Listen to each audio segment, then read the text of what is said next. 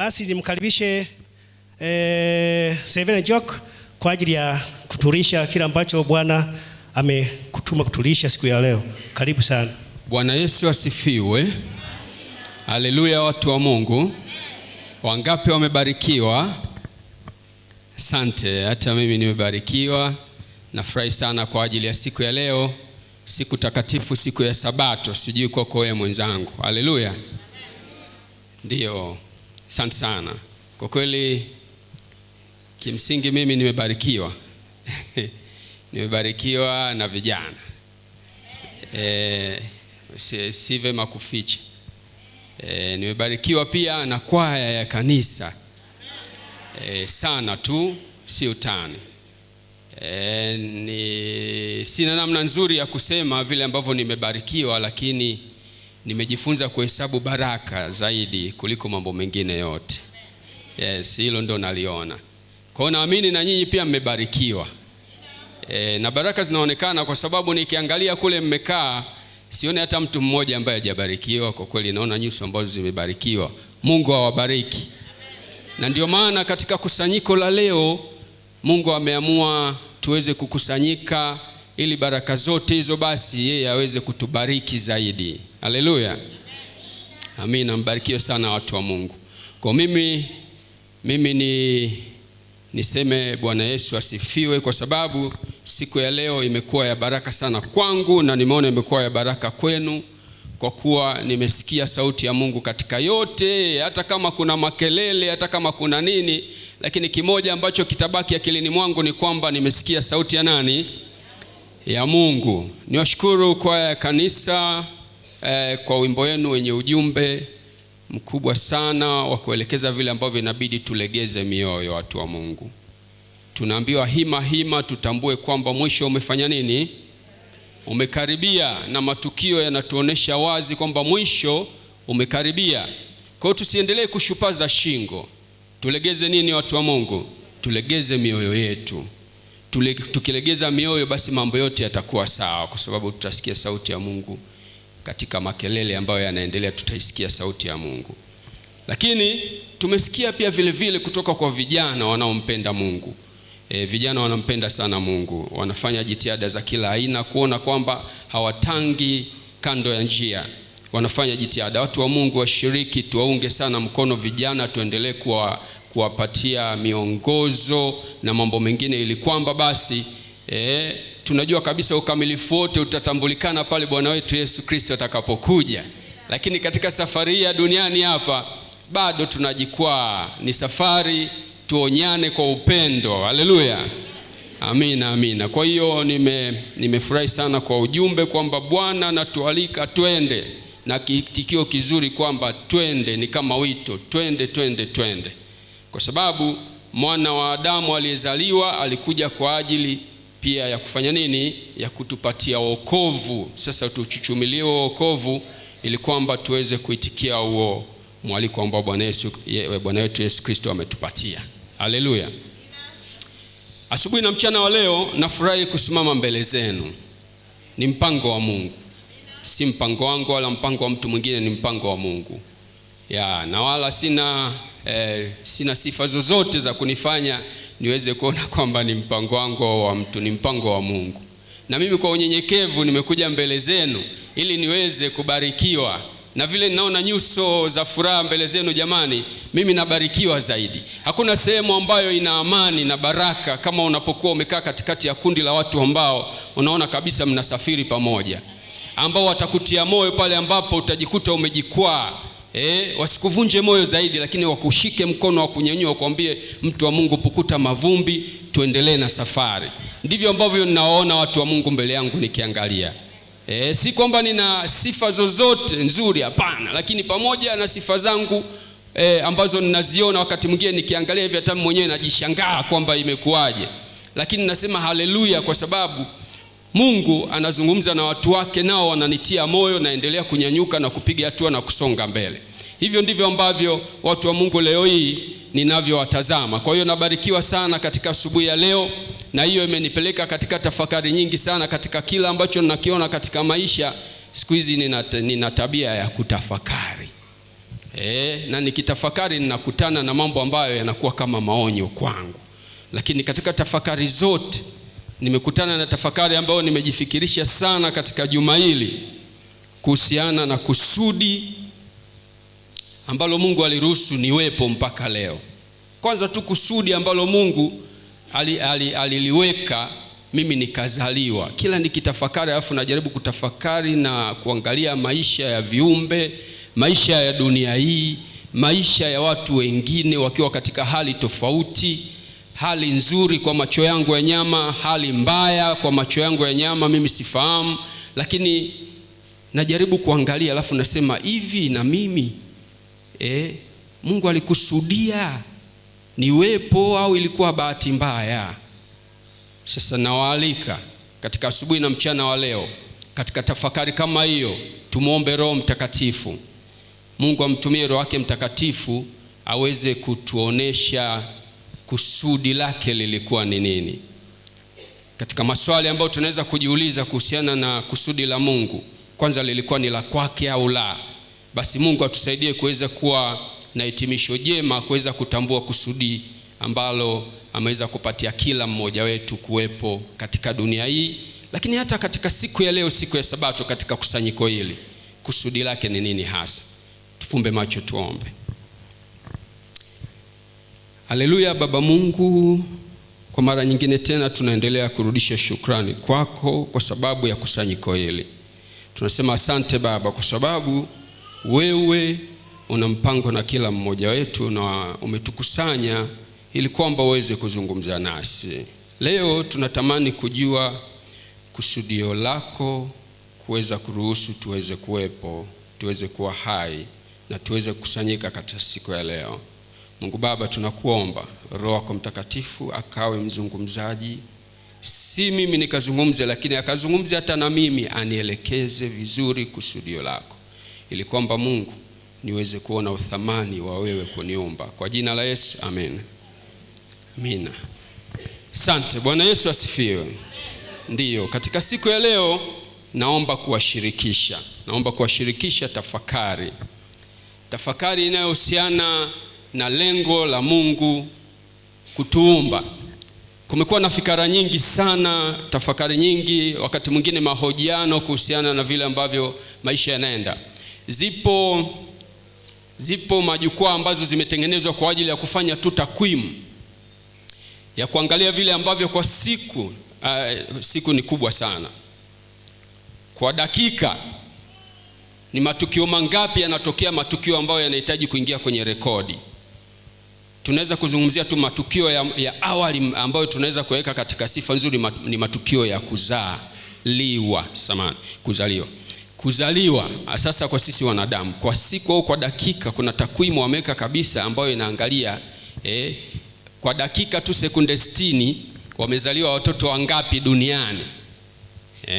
Afu wanaenda wanaipiga kwa lisali moja, wanaenda wanapiga kwa siku, mpaka wanakuja kutoa takwimu za siku, masaa 24 wamezaliwa watoto wangapi duniani. Haishi hapo, lakini wanaenda kwenye hatua ya pili. Kinyume cha kuzaliwa ni nini, watu wa Mungu? Ni kufa. Sasa kwenye kufa, tuachane na kufa wanadamu, wameka takwimu za kuangalia kwamba wamekufa watoto wangapi. Achana na kufuatilia kwamba watoto wangapi ambao ilipangwa wazaliwe na hawakuzaliwa au wamezaliwa wakiwa si hai. Sasa ukijaribu kuweka tafakari kwa mambo kama hayo, itakupelekea kuweka tafakari kwenye mambo mengine madogo na makubwa. Kwa sababu utajiuliza, sasa hivi haya matukio ni mpango wa Mungu au sio mpango wa Mungu? Au kama ni mpango wa Mungu, au kama sio mpango wa Mungu, ni mpango wa nani? Kwa lugha rahisi tutasema tu ni mpango wa shetani, watu wa Mungu.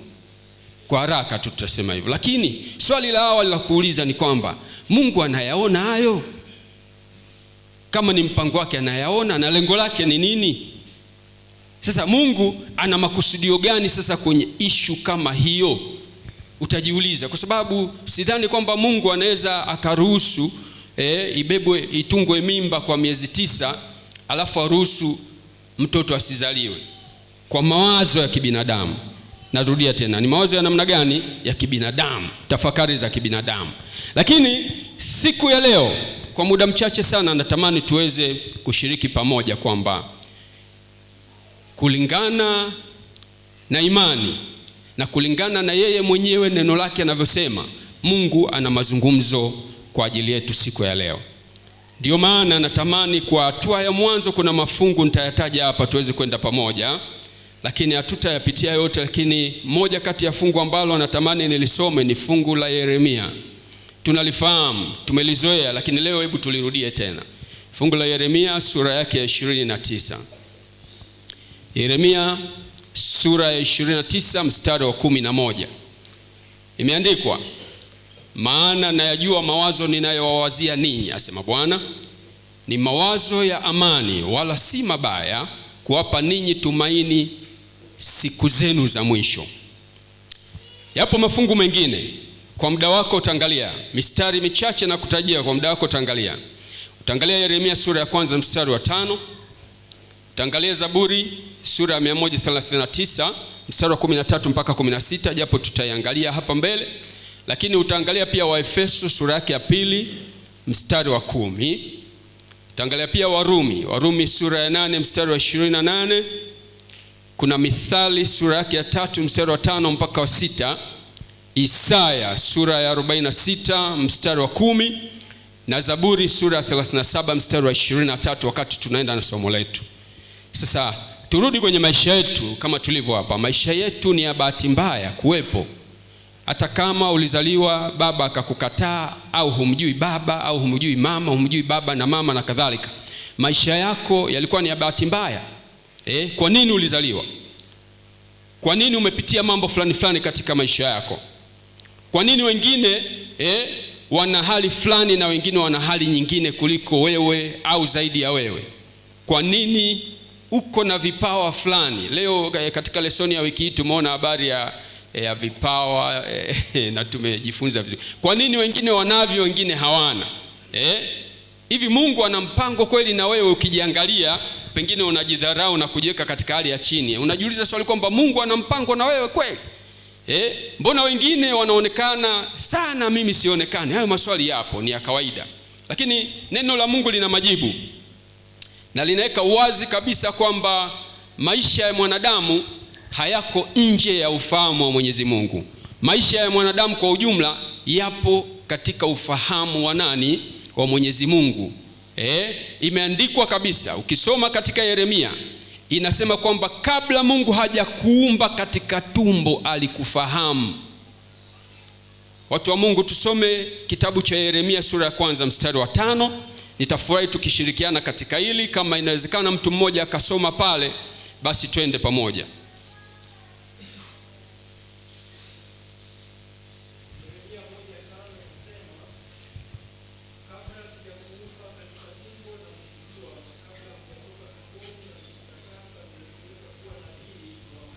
Kwa hiyo bila hata kuzunguka katika maneno mengi, watu wa Mungu, tunaletwa mbele za Mungu leo hii tukikumbushwa kwamba katika hali yoyote uliopo, katika hali yoyote ambayo umeshaiona katika kiumbo cha Mwenyezi Mungu, kabla hata mimba haijatungwa Mungu alishafahamu.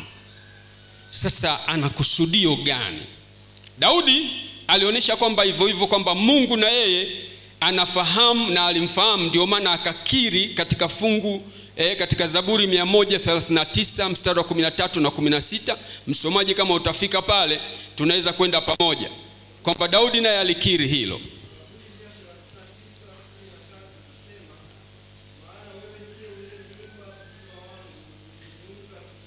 Mama yangu. Asante, endelea mpaka tufike fungu la 16. Anasema, nitakushukuru kwa kuwa nimeumbwa kwa jinsi ya ajabu ya kutisha, matendo yako ni ya ajabu na nafsi yangu yajua sana. 15.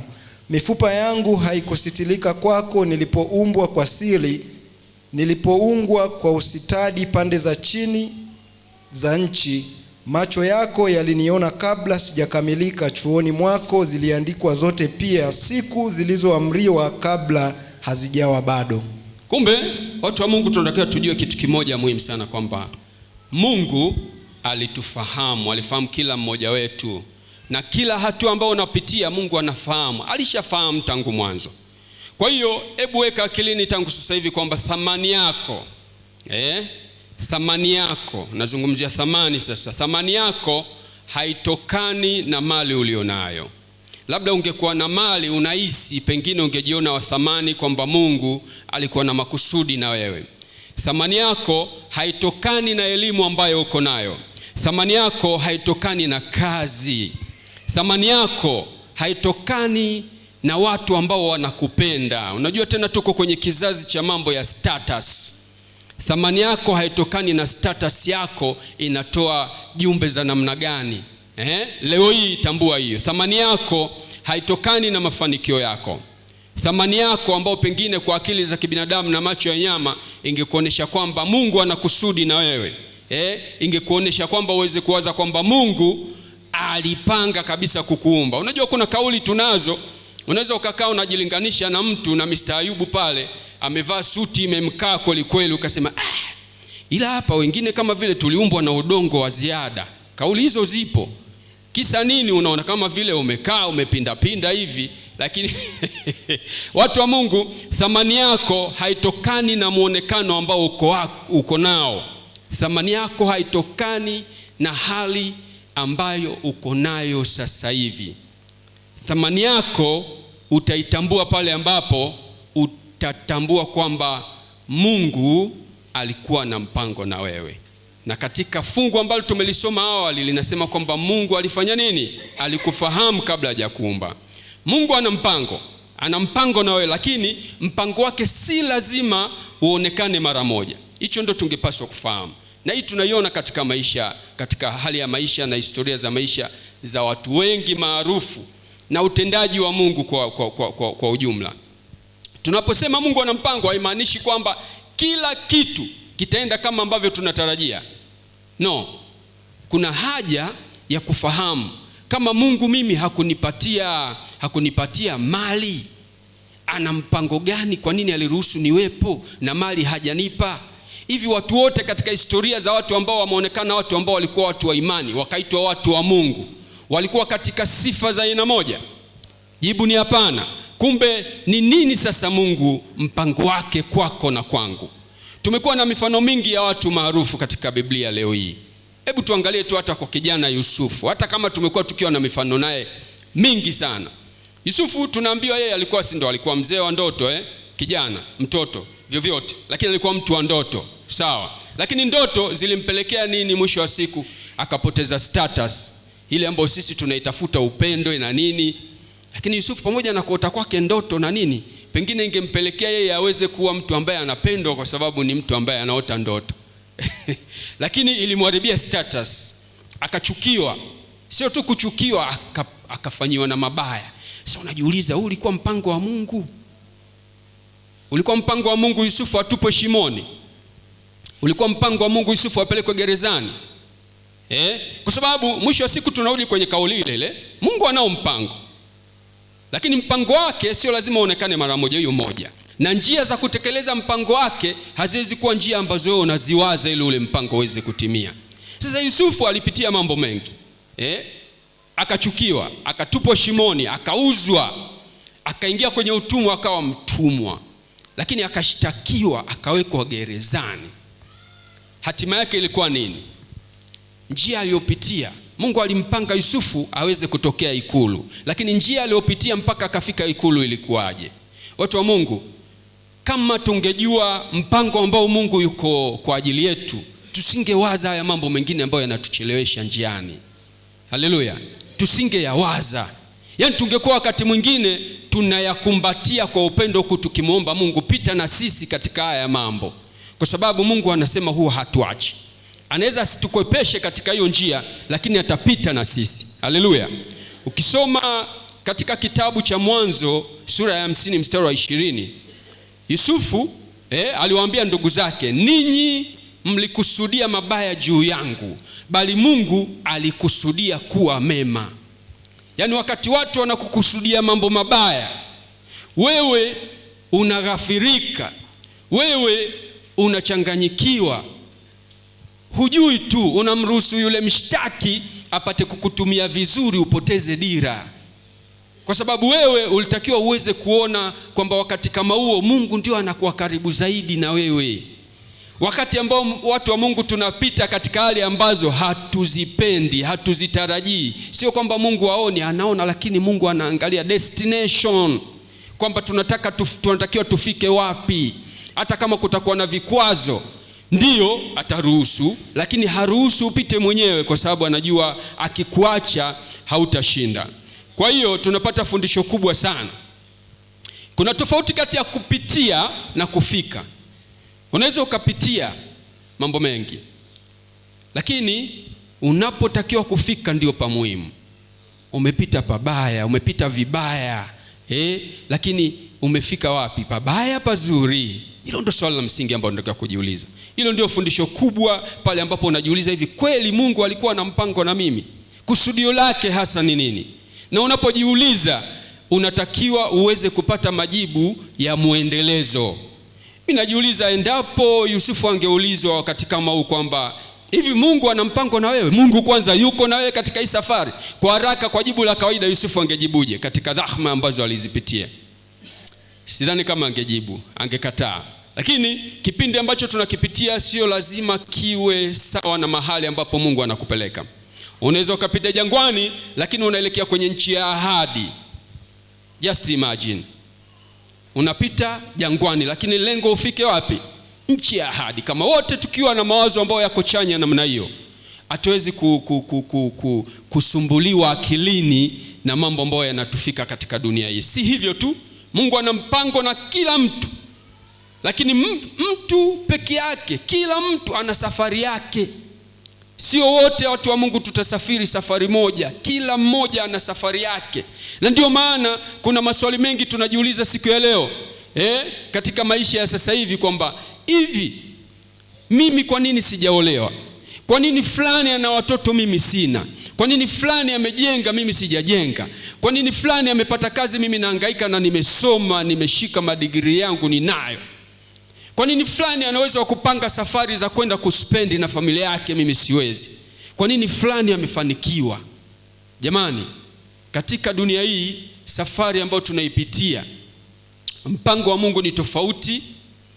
Destination inatambulika, lakini mpango wa Mungu ni tofauti, kwamba safari ambayo ataipitia mmoja haiwezi kufanana na atakayopitia mtu mwingine. Tusome katika kitabu cha Waefeso. Waefeso sura yake ya 2.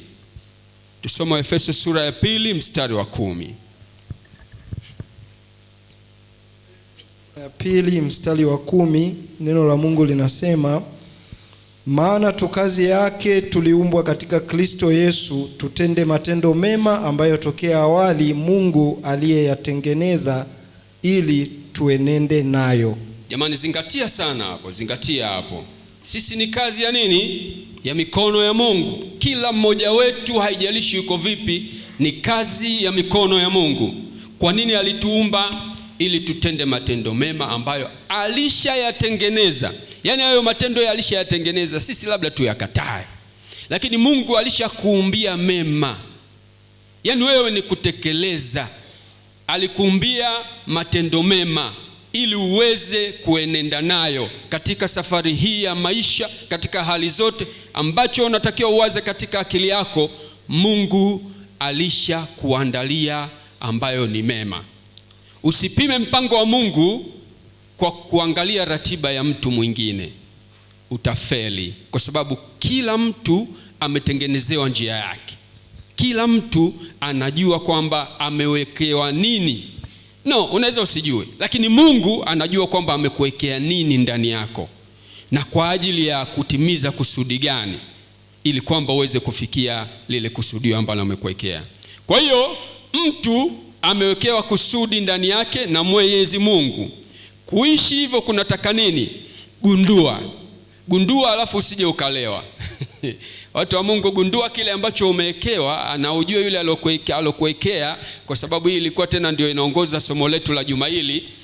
Alafu ujue jinsi ya kwenda nacho kwa hekima ambayo Mungu atakupatia. Kuna watu wana vipawa humo kanisani, vipawa tofauti. pamoja na baraka zingine ambazo umepewa, lakini kuna vipawa ambavyo umepewa ili viweze kuwa sehemu ya namna ambavyo Mungu anataka akutumie katika maisha haya.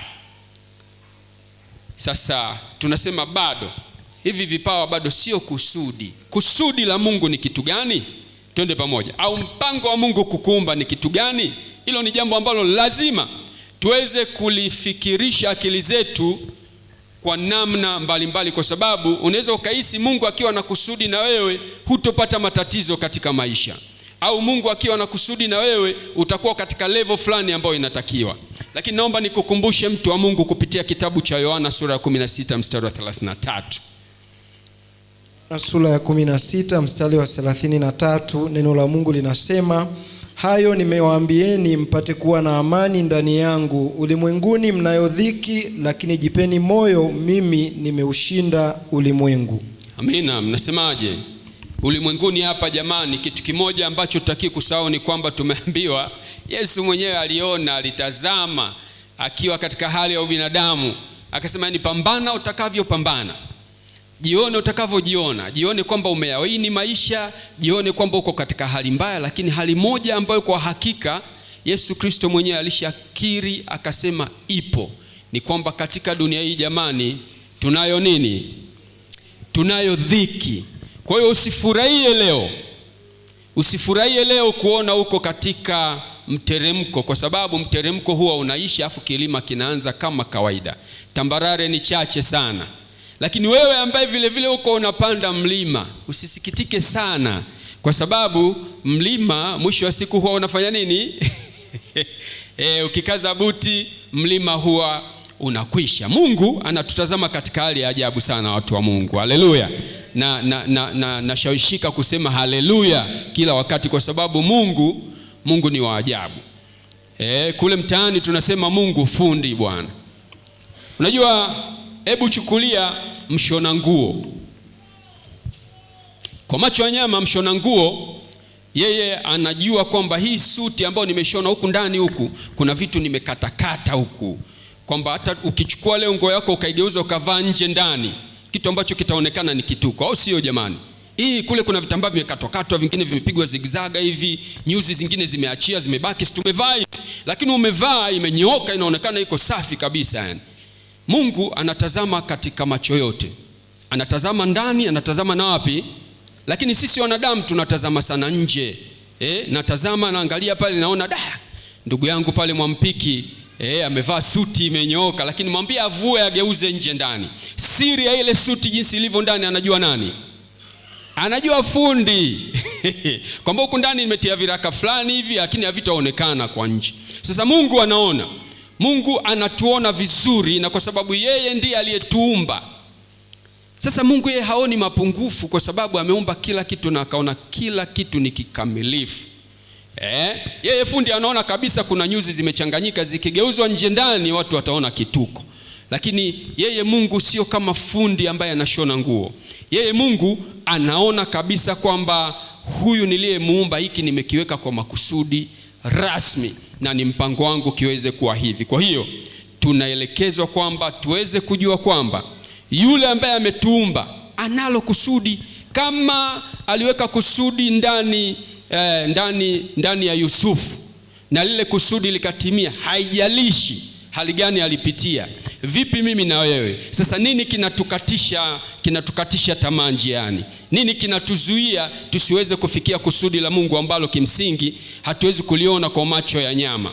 Nini kitatuwezesha kuweza kuliona kusudi hata kwa maisha ambayo tumepewa? Labda mwingine amepewa siku 2, amepewa wiki, mwezi, mwaka, katika maisha ya nyongeza kuanzia siku hii tunayozungumza hapa. Kusudi unaweza ukalitambua vipi, watu wa Mungu?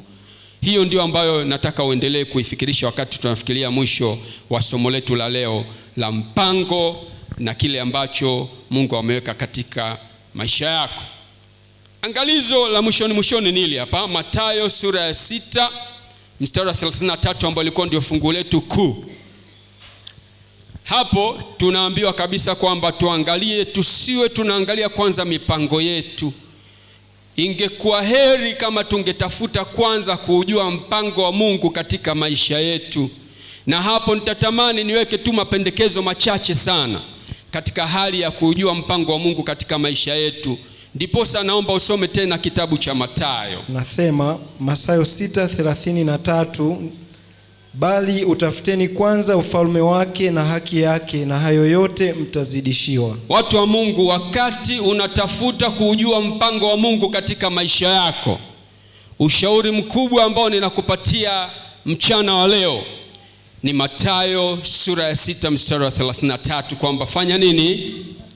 Tafuta kwanza ufalme wa Mungu. Amen. Mimi nimeona watu wa Mungu wengi ambao wamefanikiwa pamoja na kujikwaa na mambo mengine, walikuwa kama vile wamechanganyikiwa kwa Mungu. Chochote kiwe kibaya kiwe kizuri, wao walikuwa wanatazama Mungu yuko wapi katika huu ubaya. Hili jambo baya limetokea, Mungu yuko wapi hapa? Unaona ndicho ambacho walikuwa wakiwaza. Mbali na hapo wangeshatanga mbali. Na wengi walioanza wakamaliza safari walianza hivyo hivyo. Mungu alianza kutengeneza watu katika hali za chini, watu wa Mungu. Amen. Tukiangalia hata Daudi mwenyewe. Daudi si alianza kwa kuchunga kondoo, lakini kumbe Mungu mpango wake ilikuwa aanze vile, achunge kondoo ili mwisho wa siku aweze kuchunga nini? Kuchunga watu. Na kule kwenye kuchunga kondoo alikutana na hatari nyingi. Hatari hizo pia aliweza kukutana nazo wakati anachunga watu. Kwa hiyo mtu wa Mungu, usijione kama vile wewe ni wa bahati mbaya. Katika maisha haya sasa hivi na kizazi hiki ambacho tuko nacho, hebu fikiria kabisa na utafute kila namna ya kukusogeza karibu na Mungu ili kwamba uweze kujua kusudio lake ni nini. Amen. Wakati Daudi yuko kule anachunga, yeye alikuwa muda wote ni kuimba. Na nyimbo alizokuwa anaimba zilikuwa nyimbo za namna gani? Anaendelea kurudisha sifa kwa Mungu. Sasa na huyu naye Yusufu, naye historia yake ni nini? Ni hivyo hivyo, akili yake ameiweka iko positive kwa ajili ya kurudisha sifa kwa Mungu. Mapendekezo machache ambayo nakupatia. Kama hiki ambacho kimefanyika leo ndicho ambacho kimekuwa kikihimizwa, ni swala la kukutia motisha, mikusanyiko. Usikimbie mikusanyiko, mtu wa Mungu. Kwenye mikusanyiko ndiko ambako utaenda kukutana na sauti ya Mungu. Amen. Kwa sababu tu muda hautoshi, lakini hili ni somo lingine linalojitosheleza. Mikusanyiko iko mingi na ilikuwepo tangu awali. Kumekuwa na mikusanyiko kama ilivyokuwa leo. Ndio maana leo hii hapa, kama mtu anakosa mkusanyiko kama huu wa siku ya Sabato, anakosa mengi. Sio tu baraka za Sabato, lakini anakosa pia namna ya kuweza kusikiliza Roho Mtakatifu anavyoweza kumuongoza na kumpatia kusudi la yeye kuwepo katika dunia hii, kusudio la yeye kuweza kuendelea kuwa na afya, kusudio au lengo la yeye kuendelea kupata fursa hata ya kuona watu wengine wakifanikiwa. Hiyo nayo ni kusudio la Mungu. Anakuumba na kukuweka hapa uweze kuona fulani kafanikiwa. Alafu usije ukaingie roho ya husda. Unatakiwa umtukuze Mungu kwa sababu ya fulani amefanikiwa. Asubuhi ya leo kuna mtu mmoja alisimama pale akaangalia akaona mabadiliko hapa mbele kwenye kibweta. Yameonekana leo haya. Hao hamjaona jamani? Kuna mtu mmoja, mtu wa Mungu, Roho wa Mungu amezungumza naye. Mimi sielewi kwa namna gani, lakini akamwambia kile kipawa, kile ni kipawa au kinaitwa nini? Talanta ile. Nilichokupa kile, mahali haswa penyewe ambapo unatakiwa ukajivunie ni pale. Angalia mtu wa Mungu alivyofanya mambo hapa. Amen. Baraka tele yani. Amina. Yani unajua unakuwa na kitu, unajiona huna kitu, lakini ukifikiria sana ukasikiliza sauti ya Mungu una kitu. Amen. Na hicho kitu mtu mwingine hawezi kukifanya. Kwa nini usimtukuze Mungu kwa ajili ya hicho kitu kidogo ambacho uko nacho? Amen. Watu wa Mungu, haleluya. Mnasemaje kwa ajili ya mtu wa Mungu huyu hapa? Amina. Hapa Mungu anatukuzwa au atukuzwi? Anatukuzwa. Na haya yote wewe ungezaje kuona kwamba Mungu anawatumia watu wake na ukamsifu kama ukuja kwenye kusanyiko siku ya leo? Ungebaki na hali ile kwamba pale kanisani yule bwana pachafu watoto wamechora chora. Kumbe mtu wa Mungu ametumiwa vizuri, amefanya kusudi la Mungu hapa. Na baraka tele katika familia yake zitaenda. Haleluya. Amen. Na sisi jamani tuige. Lakini huwezi ukafanya hivyo kama hujalijua kusudi. Lazima Roho wa Mungu akuelekeze kusudi. Kwa hiyo nilikuwa nazungumzia hatua ya mwisho ninapomaliza kwamba mikusanyiko ni sehemu muhimu, watu wa Mungu. Tuna maandiko mengi ambayo yanahimiza kwamba tusipuuzie mikusanyiko.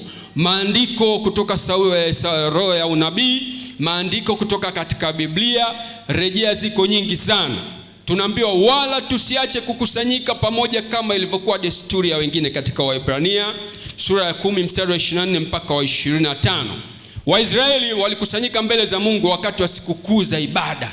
Kuna mikusanyiko hiyo tunatakiwa tuweze kukusanyika ili kwamba tuweze kujenga umoja, lakini katika yote tuweze kukuza heshima kwa ajili ya neno la Mungu. Katika yote tuweze kuelekezwa katika toba na uamsho wa kiroho, kwa sababu rohoni humu, roho wa Mungu akisha kuwa na sisi ndio tutapewa kusudi. Utapataje kusudi kama uwezi kujisogeza mbele za Bwana? Kama uhudhurii mikusanyiko, kwa sababu na panapokusanyika watu kwa lengo la Bwana, Bwana naye anaenda kukusanyika pamoja na nani? Katika mafungu mengi tumeona alikuwa anasema kusanya watu alafu nitazungumza nao kupitia wewe. Ndio hivyo Musa alikuwa anaambiwa. Amen. Kwa hiyo watu wa Mungu tusiache kukusanyika. Amen. Lakini katika mikusanyiko yote ambayo tunaifahamu, ipo mikusanyiko ya kawaida wakati wa shida, ipo mikusanyiko kwa ajili ya kujifunza neno la Mungu, ipo mikusanyiko kwa ajili ya kufanya maamuzi muhimu, ipo mikusanyiko kwa ajili ya kushirikiana hata kama ni kwa issue za kifamilia na mengine. Vipo visahai vingi sana. Yehoshafati wakati fulani alikusanya taifa la Yuda pale ambapo walivamiwa, katika Mambo ya Nyakati wa Pili sura yake ya 20. Mfalme akakusanya watu, akamwambia wafunge, waombe. Kisha mwisho wa siku Mungu alipigana kwa ajili yao. Kwa hiyo mikusanyiko hii itakufanya Mungu aweze kuzungumza nawe kupitia mkusanyiko ule. Mungu anazungumza na watu wake. Amen. Kwa hiyo watu wa Mungu, ili uweze kulijua kusudi, usije hata siku moja ukalegeza kushiriki kwenye mikusanyiko, hasa mikusanyiko ya watu wa Mungu. Amen. Pale Ninawi, ukisoma katika Yona sura ya 3, mfalme alikusanya watu wote wakafunga. Matokeo yake yalikuwaje? Mungu akairisha hukumu. Ni kwenye mkusanyiko. Unadhani kulikuwa hakuna watu mmoja mmoja wanaomba? Walikuwepo, lakini kwa sababu ya kuheshimu mkusanyiko, Mungu alijibu maombi na akaihirisha hukumu. Suleiman katika Wafalme wa Kwanza sura yake ya 8, Israeli yote ilikusanyika kwa ajili ya kuweka wakfu hekalu, alafu utukufu wa Mungu ukafanya nini? Ukalijaza hekalu. Amina. Kukusanyika jamani, tusiache. Amen. Tusiache kukusanyika Sabato. Tusiache kukusanyika hata kwenye vikao, umeitwa kwenye mashauri ya kanisa. Wewe mtu wa Mungu, kusanyika wewe. Amen. Haujui kuna siri hapo. Kwa kukusanyika, Mungu kwa kupitia Roho wake Mtakatifu anaenda kuzungumza na wewe na anakupatia kusudi lako. Leo hii unataka kujua kusudi lako, ushauri wa kwanza mimi nakupa, kusanyika.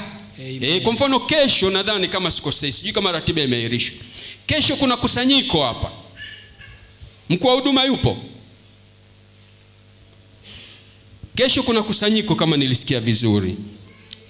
Imeahirishwa basi hiyo siku nyingine ambayo imeahirishwa, kusanyiko lipo. Na mara nyingi waga tunakuwa na kusanyiko la siku za maombi pia. Tuna Jumatano, tuna Ijumaa. Lakini tuna siku kila mwezi mara moja tumeka tunakusanyika kama mitaa. Jamani, tusipuuzie haya mambo. Amen. Ndio tunatingwa, tunafanya nini, lakini kupitia mikusanyiko hiyo utalijua kusudi lako. Kama ulikuwa na swali kama nililokuwa nalo mimi, heshimu mikusanyiko. Amen. Kwa katika kufunga sasa, mimi nakuleta kwenye kusanyiko la makambi. Amen. Pamoja na mifano mingi, Bwana wetu Yesu Kristo pia alihudhuria. Amen. Na alipohudhuria alipata fursa pia ya kuhudumu. Mimi nakushauri na wewe jamani, jipange kuhudhuria kwenye makambi. Haleluya. Amen. Tuko kwenye msimu wa makambi.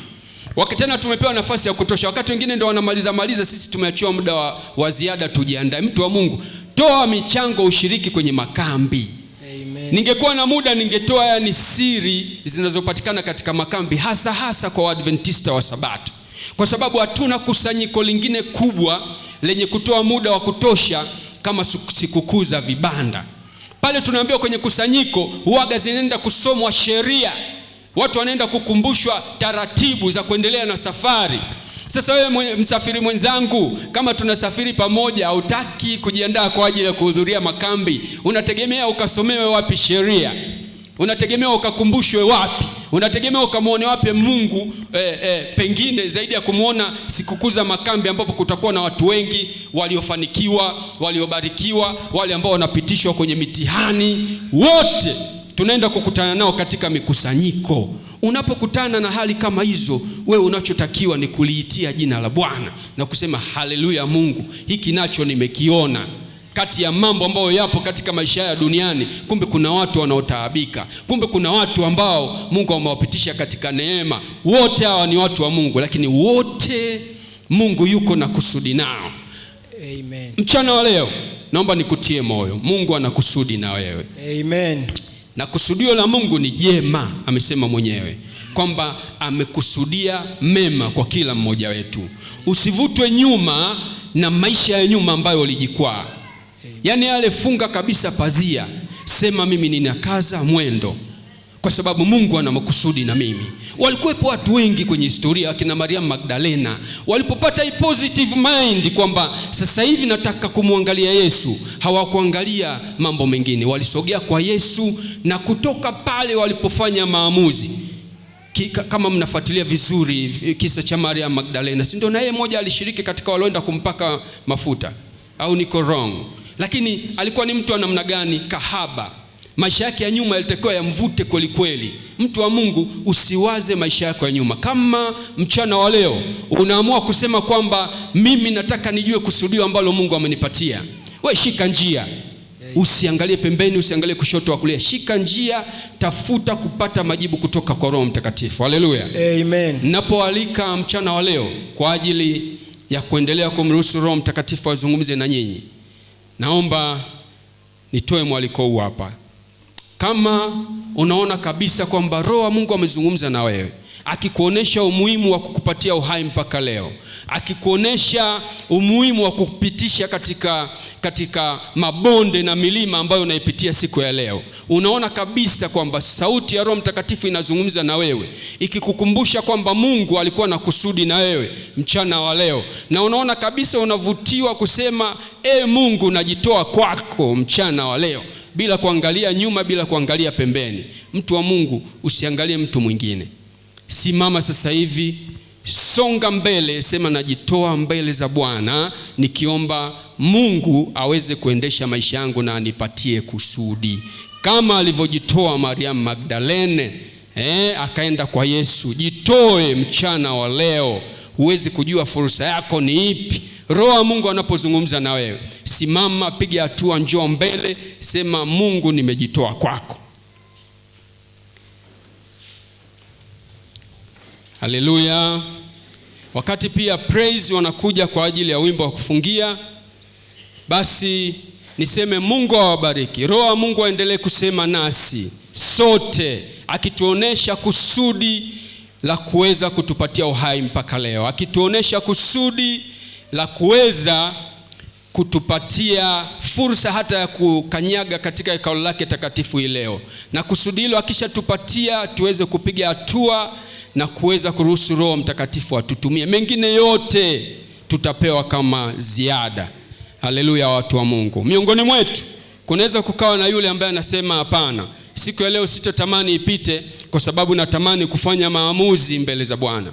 Natamani nifanye maamuzi na niweze kushika njia kweli, niweze kwenda mbele za Mungu kwa ajili ya ubatizo. Kama upo mtu wa Mungu, itakuwa ni kukunyima fursa ya pekee, kwa sababu sisi hatujui hatima ya mtu yoyote. Kama unasikia Roho wa Mungu anasema mbele zako sahi na unataka kujitoa kwa ajili yake, piga hatua zaidi. Wazee wa kanisa wapo hapo, watakupokea, watazungumza na wewe na kukuongoza vizuri. Yupo mtu mmoja anasema, natamani kupiga hatua ya ziada, natamani niweze kusogezwa zaidi mbele za Mungu. Karibu.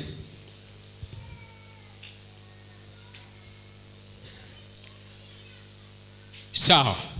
Roho wa Mungu ataendelea kusema nasi wakati wote. Roho wa Mungu akizungumza naye, usisite. Mungu ameweka viongozi wa kanisa kwa ajili ya kupokea watu wake na kuwaongoza katika njia ambayo ni sahihi. Katika miongozo ambayo imetolewa, wakati wowote ukiwa unaona Roho wa Mungu amezungumza na wewe, unahitaji uweze kupatiwa ubatizo, unahitaji uweze kupatiwa maombi ya ziada, Mungu ametoa karama nyingi, tumesoma kwenye lesoni iliyopita. Kuna watu wana karama za kuombea, ni kweli Mungu amepea watu hizo zawadi za namna hiyo. Usisite, sogea mbele za Mungu. Watu ambao amewaandaa watakupeleka mbele za Mungu na kukuombea kwa ajili ya kile ambacho Roho amekuongoza. Basi niruhusu praise kwa ajili ya kutuongoza kwa ajili ya wimbo wa mwisho. Karibu. Wimbo namba 165, vitabu vidogo.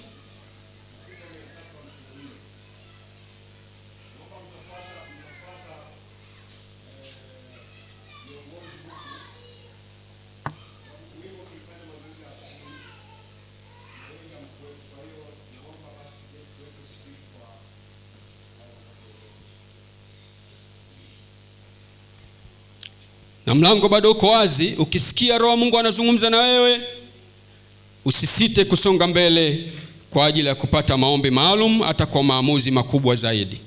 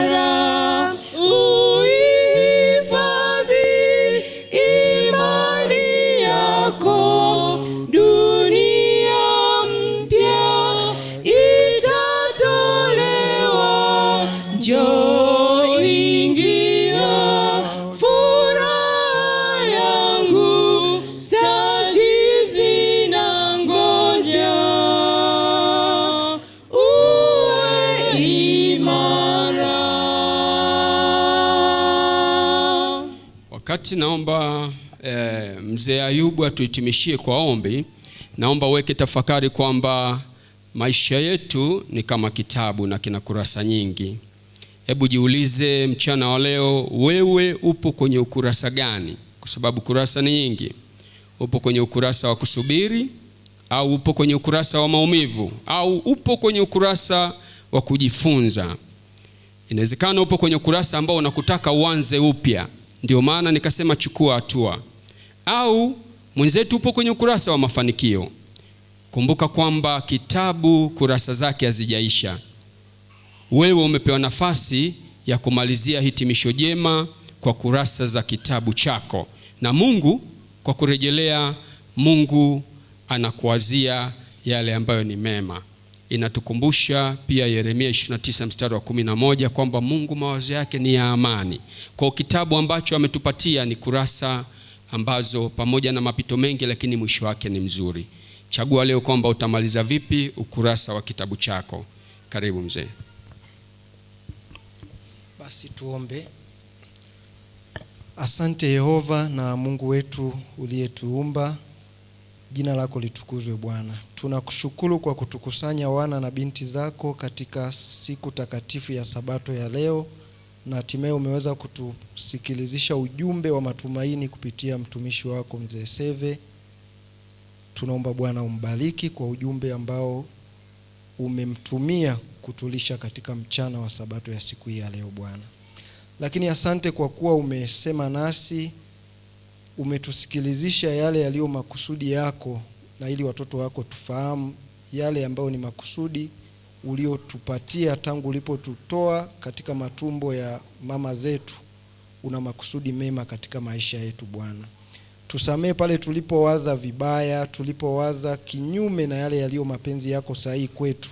Tunaomba Bwana kupitia somo ambalo umemtumia mtumishi wako siku hii ya leo, tusaidie kuwa na mawazo chanya ili tuweze kufahamu kila kusudi ulilotupatia kila mmoja wetu katika maisha haya tunayoishi, tungali tukikusubiri hata ujapo mara ya pili. Tusamee pale tunapowaza kwa namna ya tofauti. Wakati fulani tumekuwa tukitamani kurasa za vitabu vya wenzetu, tukitamani maisha ya wengine. Wakati fulani tukifikiri makusudi yaliyo katika maisha ya wengine ndiyo ya kwetu. Lakini Bwana tusaidie kupitia somo la mchana wa leo kuyaishi yaliyo mapenzi yako. Tumepewa mifano mingi na mtumishi wako, ikiwepo ya kina Yusufu, Mariamu Magdalena na watumishi wengi katika neno lako ambalo umetufundisha. Tusaidie Bwana kupitia Roho yako Mtakatifu, kila mmoja wetu aliyesikiliza sauti yako. Bwana tunaomba utufahamishe kusudi lako katika maisha yetu Bwana. Na tutakapotambua hivyo, itusaidie kuwavuta wengine kwako Yesu, lakini pia ituandae kuishi katika utakatifu hata